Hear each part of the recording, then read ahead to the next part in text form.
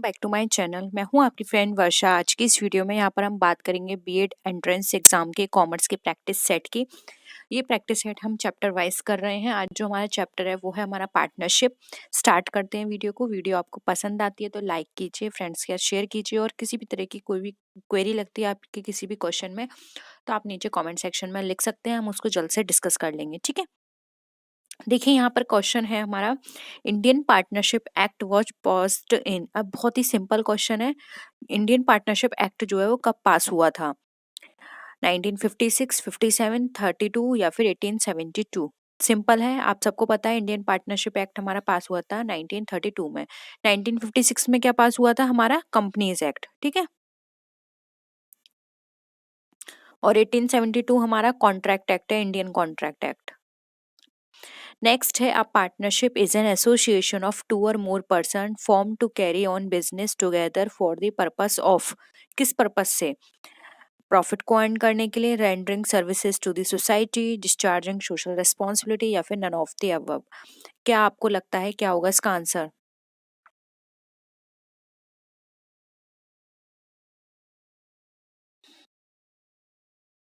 ये तो आपको पता है कि पार्टनरशिप में दो या दो से ज्यादा पर्सन होते हैं और किसी बिजनेस को साथ करने के पर्पज से वो लोग इकट्ठे होते हैं और इस पार्टनरशिप को करते हैं। और उसका मेन पर्पस क्या होता है? तो पार्टनरशिप का मेन पर्पस है कि वो कुछ प्रॉफिट अर्न करेंगे। अगर वो सिर्फ सोसाइटी को हेल्प करने के लिए या फिर सोशल रिस्पॉन्सिबिलिटी डिस्चार्ज के लिए ये सब काम कर रहे हैं तो वो हमारा कोऑपरेटिव सोसाइटी हो जाएगी। ठीक है, वो हमारा पार्टनरशिप नहीं कहलाएगी, क्योंकि पार्टनरशिप में सब मेन एलिमेंट होता है, या डिफरेंस की बात करें कोऑपरेटिव और पार्टनरशिप में तो वो अर्निंग ऑफ प्रॉफिट का होता है। ठीक है, ऑप्शन ए राइट आंसर हो जाएगा। नेक्स्ट क्वेश्चन देखिए यहाँ पर, who can become the member of a partnership. अब पार्टनरशिप में जो यहाँ पे मेंबर है वो कौन हो सकता है? एक कंपनी हो सकती है, एक इंडिविजुअल हो सकता है, एक जॉइंट हिंदू फैमिली फर्म हो सकती है, या फिर नन ऑफ दीज। ये भी सिंपल है, आपको पता होगा कि जब पार्टनरशिप में मेंबर्स बनते हैं तो कौन कौन उसका मेंबर हो सकता है। तो एक इंडिविजुअल मेंबर हो सकता है। ठीक है, कंपनी, जॉइंट हिंदू फैमिली ये नहीं हो सकते, एक इंडिविजुअल हो सकता है। देखिए यहाँ पर नेक्स्ट क्वेश्चन पर आते हैं, who can not become a partner in the firm. कौन पार्टनर नहीं बन सकता फर्म के अंदर? A minor, a married women, a lunatic, या फिर नन ऑफ द अबव। आपने कंडीशंस पढ़ी होंगी पार्टनरशिप में कि कौन कौन पार्टनर बन सकता है, तो उसके बेसिस पर आपको बताना है यहाँ पर आंसर। देखिए यहाँ पर बात करें तो ऑप्शन सी हो जाएगा, लुनाटिक। यहाँ पर नहीं बन सकता क्योंकि वो जो भी टर्म्स एंड कंडीशंस हैं, जो कॉन्ट्रैक्ट किया जाता है उसको वो नहीं समझ सकता। और जो भी पार्टनर्स हैं उनको सारी चीज़ें समझनी होंगी कि किस कंडीशंस पे वो लोग पार्टनर बन रहे हैं, क्या क्या ड्यूटीज़ होंगी, क्या रिस्पॉन्सिबिलिटीज़ होंगी, और कितना उनका शेयर होगा, ये सब उसको समझ में आना चाहिए। एक माइनर और एक मैरिड वुमेन बन सकते हैं, लेकिन यहाँ पर माइनर सिर्फ और सिर्फ प्रॉफिट को लेने के लिए बनेगा। कंपनी में वो, सॉरी, पार्टनरशिप के अंदर जो भी लॉस होंगे उसको वो बेयर नहीं करेगा। और यहाँ पर माइनर का जो कॉन्ट्रैक्ट है वो किसी गार्जियन के थ्रू किया जाएगा। ठीक है, नेक्स्ट है, what is essential for the establishment of a partnership firm.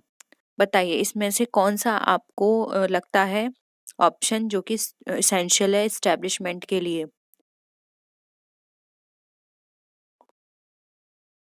N agreement among the partner, lawful business, consent of two और मोर पर्सन, या फिर ऑल ऑफ द अबव। देखिए पार्टनरशिप के एसेंशियल्स की बात करें तो ये सारे ही राइट आंसर हो जाएंगे, क्योंकि यहाँ पर पार्टनर्स के बीच में एक एग्रीमेंट होता है, लॉफुल बिजनेस है, यानी कि वो जो भी काम करेंगे उसका पर्पस लॉफुल होना चाहिए, कोई भी ऐसा इलीगल काम उन्हें नहीं करना है। और यहाँ पर जो भी दो या दो से अधिक पार्टनर्स बन रहे हैं इसके अंदर उनकी कंसेंट होनी चाहिए। ठीक है, तो ऑप्शन डी यहाँ पे all of the above right answer हो जाएगा। नेक्स्ट क्वेश्चन पर आइए। देखिए इसमें ये क्वेश्चन मैंने जानबूझ के आपको डाला है कंफ्यूज करने के लिए, इसलिए बहुत अच्छे से आंसर करिएगा। The maximum number of partners in case of banking business can be 10, 20, 15, none of these.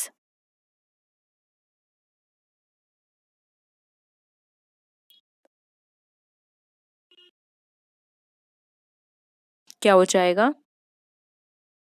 कितना होना चाहिए बैंकिंग में? Maximum number 10, option A right answer है। नेक्स्ट क्वेश्चन देखिए, the minimum number of partners to constitute a partnership firm must be 20, 10, 7 या 2? क्या हो जाएगा आंसर?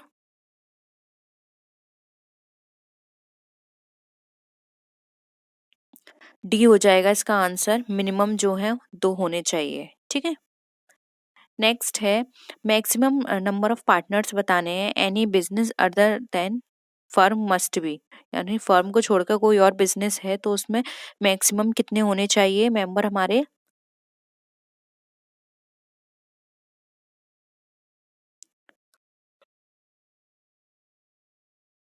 अभी अभी हमने डिस्कस किया था कितने होने चाहिए, 20। सी यहाँ पे राइट आंसर है। अब नेक्स्ट देखिए, every partner is a proprietor और owner of the firm, agent of the firm, both A and B, या फिर नन ऑफ द अबव। हर पार्टनर क्या होगा? कोई भी पार्टनर जो है, प्रत्येक पार्टनर की बात करें तो क्या कहलाएगा? सी, ए एंड बी। उसको हम प्रोप्राइटर ओनर भी बोल सकते हैं फर्म का, एक एजेंट भी बोल सकते हैं, जो कि सारे लोग मिलके फर्म के लिए काम कर रहे हैं, जो फर्म का जो उनका पर्पस है उसको अचीव करने के लिए। ठीक है। तो आप ओनर भी बोल सकते हो, प्रोप्राइटर भी बोल सकते हो, या फिर एजेंट भी बोल सकते हो। तीनों ही यहाँ पर राइट आंसर हो जाएंगे, इसलिए option C, both A and B हमारा करेक्ट है। ठीक है। नेक्स्ट क्वेश्चन देखिए, आप पार्टनरशिप एग्रीमेंट में भी, एक पार्टनरशिप एग्रीमेंट किस तरह का होना चाहिए? ओरल होना चाहिए, रिटेन, आइदर ओरल और रिटेन, या फिर नन ऑफ दीज? किस तरह का होना चाहिए एग्रीमेंट पार्टनरशिप में? देखिए, पार्टनरशिप एग्रीमेंट की बात करें तो ये हमारा ओरल और रिटेन किसी भी फॉर्म में हो सकता है। ये डिपेंड करता है कि पार्टनर्स किस तरह का कराना चाहते हैं। अगर वो ओरल कराना चाहते हैं तो ओरल एग्रीमेंट हो सकता है, रिटेन कराना चाहते हैं तो रिटेन भी हो सकता है। लेकिन रिटेन कराने से आगे अगर कोई भी डिस्प्यूट होता है तो वहाँ पर आप उनको किसी भी तरह का कोई भी आपके पास सबूत होगा एक तरह से कि हाँ, हमने ये वाली टर्म्स एंड कंडीशंस रखी थी। लेकिन अगर आप ओरल कराओगे तो आपके पास कोई भी ऐसा विटनेस नहीं होगा कि हाँ, ये चीज़ है, ये डॉक्यूमेंट है हमारे पास, हमने ऐसा किया, क्योंकि उस समय तो आपने वो ओरल किया था। इसलिए रिटन कराना बेस्ट रहता है, लेकिन ये डिपेंड करता है, अगर वो उन लोगों में म्यूचुअल कंसेंट है, वो आपस में इतनी अंडरस्टैंडिंग है, ट्रस्ट है, तो एक दूसरे पे ऊपर, तो वो ओरल भी करा सकते हैं। ऑप्शन सी यहाँ पे राइट आंसर है। नेक्स्ट है, which of the following acts contain the rule as to the maximum number of partners in a firm?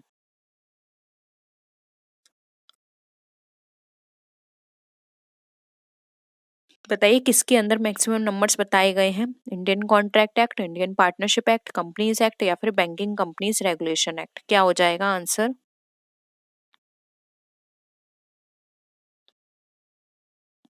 देखिए, मैक्सिमम नंबर्स की बात करें पार्टनर्स के लिए तो ये हमारा इंडियन पार्टनरशिप एक्ट के अंदर बताया गया है। और ये इंडियन पार्टनरशिप एक्ट कौन सा है? 1932। ठीक है। तो ये ऑप्शन बी यहाँ पे आपका राइट आंसर हो जाएगा।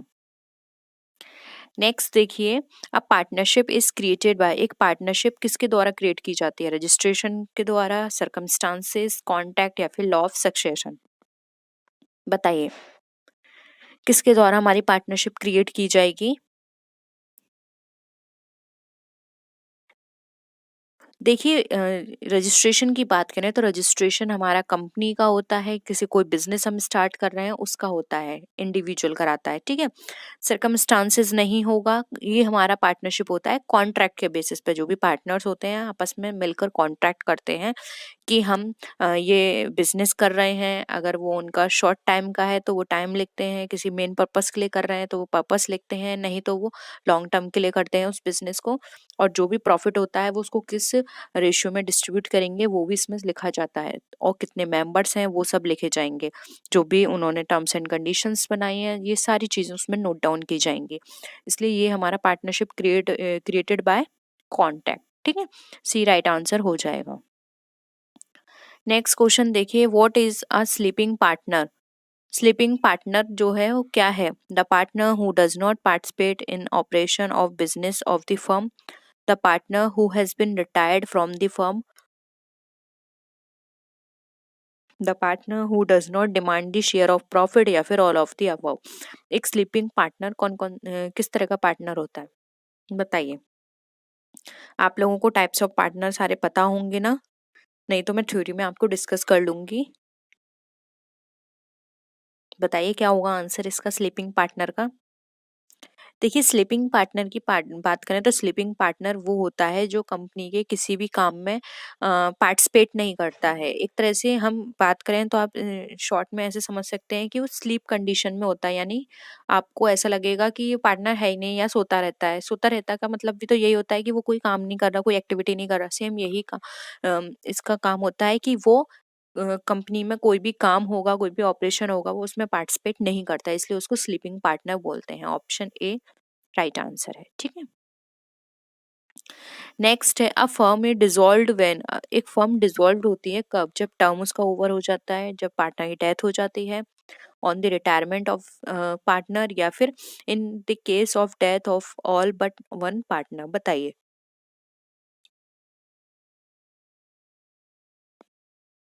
देखिए याद रखिए यहाँ फर्म की बात की जा रही है, पार्टनरशिप की नहीं। दोनों में डिफरेंस है, पार्टनरशिप डिसॉल्व होने में और पार्टनरशिप फर्म डिसॉल्व होने में।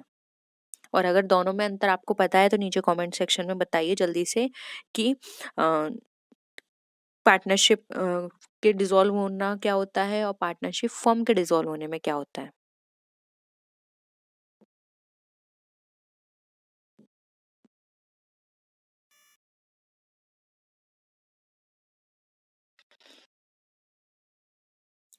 क्या हो जाएगा?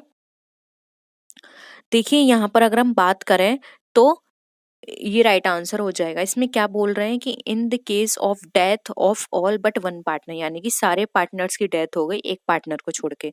और आपने अभी अभी एसेंशियल फीचर्स पढ़े थे, उसमें क्या बताया था कि जो पार्टनरशिप फॉर्म होती है वो टू और मोर देन टू पर्सन से होती है, यानी कि कम से कम मिनिमम पर्सन कितने हैं? दो। लेकिन यहाँ पर तो अब एक ही बचा और सिर्फ एक पार्टनर बचा है, तो वो कोई पार्टनरशिप नहीं होती। ठीक है, तो एक पार्टनर है यानी कि अब फर्म में पूरी डिसॉल्व हो जाएगी। ठीक है, term is over. Term is over की बात करें तो यहाँ पे जरूरी नहीं है पार्टनरशिप फर्म यहाँ पे डिसॉल्व हो जाए। टर्म ओवर होने में उनकी पार्टनरशिप जो होती है कॉन्ट्रैक्ट पार्टनरशिप का, वो डिसॉल्व होता है। सिर्फ वो आगे चाहें तो दोबारा से कॉन्ट्रैक्ट करके उस फर्म को कंटिन्यू कर सकते हैं। फर्म अभी डिसॉल्व नहीं हुई है, सिर्फ उनके बीच जो कॉन्ट्रैक्ट होता है वो डिसॉल्व हुआ है। On the death of the partner same यही है, फर्म डिसॉल्व नहीं हुई है, किसी पार्टनर की डेथ हो गई है, तो फॉर एग्जांपल पहले चार लोग थे, उनके बीच कांटेक्ट हुआ था, अब एक पर्सन मर गया, तो उसमें जो अब तीन लोग हैं वो दोबारा से कांटेक्ट करके उसको आगे कंटिन्यू कर सकते हैं। ठीक है, सेम उसी तरह का हमारा ऑप्शन सी में है on the retirement of the partner. इसमें भी क्या होता है, कोई रिटायर हो गया, अब जो रिमेनिंग पार्टनर्स हैं वो दोबारा से कांटेक्ट करेंगे और उस जो पार्टनरशिप फॉर्म को कंटिन्यू करेंगे। ठीक है, तो ये सारी कंडीशंस में हमारी पार्टनरशिप जो है वो डिसॉल्व होगी, लेकिन ऑप्शन डी जो है उसमें पार्टनरशिप फर्म जो है वो डिसॉल्व हो जाएगी। आई होप यहाँ पर अब आपको कॉन्सेप्ट क्लियर है पार्टनरशिप और पार्टनरशिप फर्म के डिसॉल्व होने का। ठीक है, इससे क्वेश्चंस बहुत पूछे जाते हैं, लास्ट टाइम भी आया था, उससे पहले भी आया था, तो ये याद रखिएगा। और स्टूडेंट यहीं कंफ्यूज हो जाते हैं क्योंकि जो ऑप्शंस हैं वो थोड़ा घुमा के दे दिए जाते हैं और बच्चे उसी में कंफ्यूज हो जाते हैं।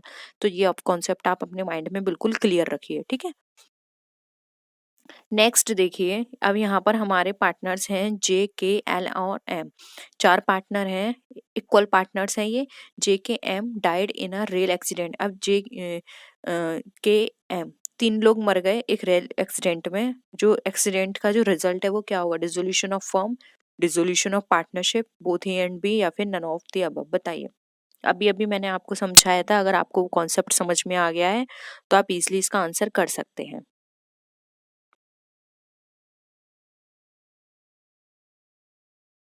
बताइए क्या होगा। अभी अभी मैंने आपको क्या बताया था, इसका आंसर हो जाएगा सी। अब सी कैसे हुआ? देखिए मैंने आपको क्या बताया था कि एक पार्टनर बचा और मिनिमम क्या है? दो। तो डिसोल्यूशन ऑफ फर्म हो गया, और जब फर्म हो गया तो डिसोल्यूशन ऑफ पार्टनरशिप तो अपने आप ही डिसॉल्व हो गई, यानी कि यहाँ पे दोनों ही ऑप्शन हमारे करेक्ट है। हाँ, अगर ऑप्शन में ये नहीं होता, वो सॉरी, अगर यहाँ पे ऑप्शन में आपको सिर्फ dissolution of firm, dissolution of partnership, none of the above होता और आपको या फिर सिर्फ कोई और ऑप्शन दे दिया होता, लेकिन बोथ ए एंड बी नहीं दिया होता, तो आप सिर्फ और सिर्फ फॉर्म पे टिक करते। लेकिन बोथ ए एंड बी दिया है, तो ये भी तो आपका करेक्ट है, क्योंकि जब फर्म डिसॉल्व हुई है तो ये तो ऑब्वियस है, पार्टनरशिप भी उनकी डिसॉल्व हो गई। इसलिए यहाँ पे both A and B right answer है। समझिए बात को। अगर ऑप्शन में बोथ ए एंड बी नहीं होगा तो सिर्फ आप टिक करेंगे डिसोल्यूशन ऑफ फर्म पर, और अगर डिसोल्यूशन ऑफ फर्म और डिसोल्यूशन ऑफ पार्टनरशिप दोनों दे रखे हैं तो ये दोनों एक दूसरे से कनेक्ट हैं। देखिए, जहाँ डिसोल्यूशन ऑफ फर्म है वहाँ डिसोल्यूशन ऑफ पार्टनरशिप अपने आप हो जाएगा, लेकिन ऐसा नहीं है जहाँ डिसोल्यूशन ऑफ पार्टनरशिप और डिसोल्यूशन ऑफ फर्म होगा। ठीक है, क्योंकि सबसे पहले कौन सी कंडीशन आती है, डिसोल्यूशन ऑफ पार्टनरशिप और डिसोल्यूशन ऑफ फर्म। ठीक है, पहले आई पार्टनरशिप, फिर आई फर्म। तो पार्टनरशिप से कोई कंडीशन चली होगी तभी तो फर्म तक आई, तो ये तो अपने आप यानी इसको कवर कर लिया। लेकिन ये जरूरी नहीं है ना कि कुछ जो फर्म से चली है कंडीशन वो पार्टनरशिप तक भी जाए। ठीक है, समझ रहे हो ना, इसलिए यहाँ पे फर्म है तो पार्टनरशिप अपने आप हो गया, इसलिए ऑप्शन बी यहाँ पे सी यहाँ पे both and B right answer है। नेक्स्ट देखिए, a retired partner continues to be liable towards third party. एक रिटायर्ड पार्टनर है, वो कंटिन्यू है लाइबल थर्ड पार्टी के लिए, कब तक? If he does not give any public notice to this effect, जब तक वो पब्लिक नोटिस नहीं देता कि वो वहां से रिटायर हो गया है। If he has not clear dues from the firm, अगर उसने जब तक उसका जो क्लियर नहीं हुए हैं उसके ड्यूज। ठीक है, if only 3 months have passed after his running, यानी अभी सिर्फ 3 मंथ पास हुए हैं उसके रिटायरमेंट से। बताइए कब तक वो उत्तरदायी बना रहेगा एक रिटायर्ड पार्टनर?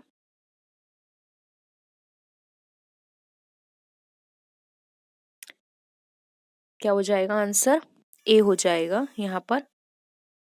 जब तक वो पब्लिक नोटिस नहीं देगा तब तक तो पब्लिक को यही लगेगा ना कि वो उसका पार्टनर है, और हो सकता है कोई इन्वेस्टर सिर्फ उसकी वजह से उस कंपनी में इन्वेस्ट कर रहा हो।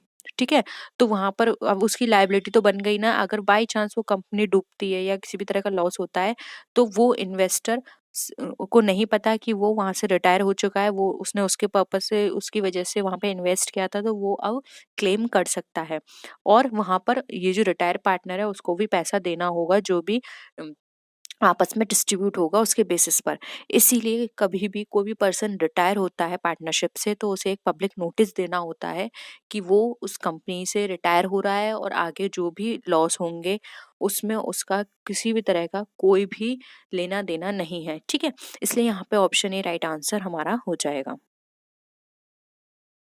नेक्स्ट देखें यहाँ पर, आर एम और पी हमारे पार्टनर्स हैं।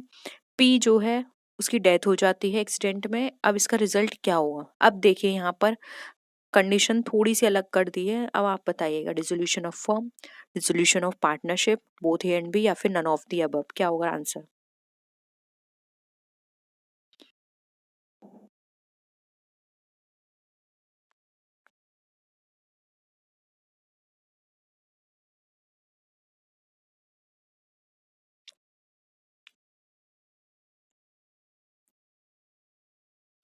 इसका रिजल्ट क्या होगा? इसका रिजल्ट होगा कि सिर्फ एक की डेथ हुई है ना, अभी दो लोग तो हैं और मिनिमम मेंबर टू है, तो यानी कि डिसोल्यूशन ऑफ फर्म नहीं है, डिसोल्यूशन ऑफ पार्टनरशिप है। अब क्या करेंगे, रिमेनिंग दो जो लोग हैं वो आपस में कांटेक्ट करेंगे, क्योंकि पहला वाला कांटेक्ट तो अब खत्म हो गया क्योंकि पी की डेथ हो गई। इसलिए अब दोबारा से कांटेक्ट होगा और डिसोल्यूशन ऑफ पार्टनरशिप जो है वो उनकी डिसॉल्व होके उसको आगे कंटिन्यू करेंगे। फर्म का डिसॉल्वेशन नहीं हुआ है, इसलिए ऑप्शन बी यहाँ पे करेक्ट है। नेक्स्ट देखिए, अब आपको बताना है rate of interest of a partner on his debt account in the absence of a deed. अगर डीड की एब्सेंस नहीं है तो वहां पे रेट ऑफ इंटरेस्ट कितना दिया जाएगा पार्टनर को उसके डेथ पर?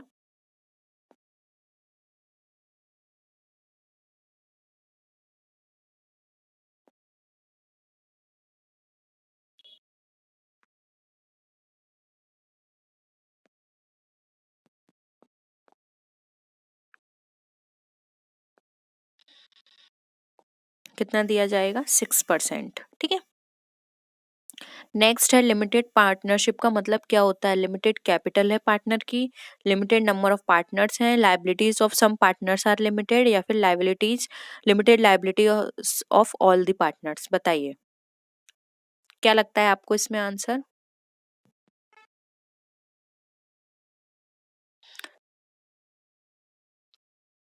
देखिए यहाँ पे लिमिटेड पार्टनरशिप की बात करें तो लिमिटेड पार्टनरशिप का मतलब है कि यहाँ पर जो लिमिटेड लाइबिलिटीज है सभी पार्टनर्स की, वो सॉरी लाइबिलिटी जो है सभी पार्टनर्स की, उसको इन्होंने क्या कर दिया है, लिमिटेड कर दिया है। ठीक है, यानी कि जितने जितने शेयर्स हैं सिर्फ वो उतने के लिए ही लायबल होंगे। ठीक है, ऑप्शन डी यहाँ पे करेक्ट है। नेक्स्ट है, अंडर पार्टनरशिप बिजनेस अब partner can transfer its interest voluntarily with the consent of other partners under the pressure of other partners या फिर none of the above। बताइए, पार्टनरशिप बिजनेस के अंदर कोई भी पार्टनर अपने जो इंटरेस्ट है उसको ट्रांसफर कर सकता है कब?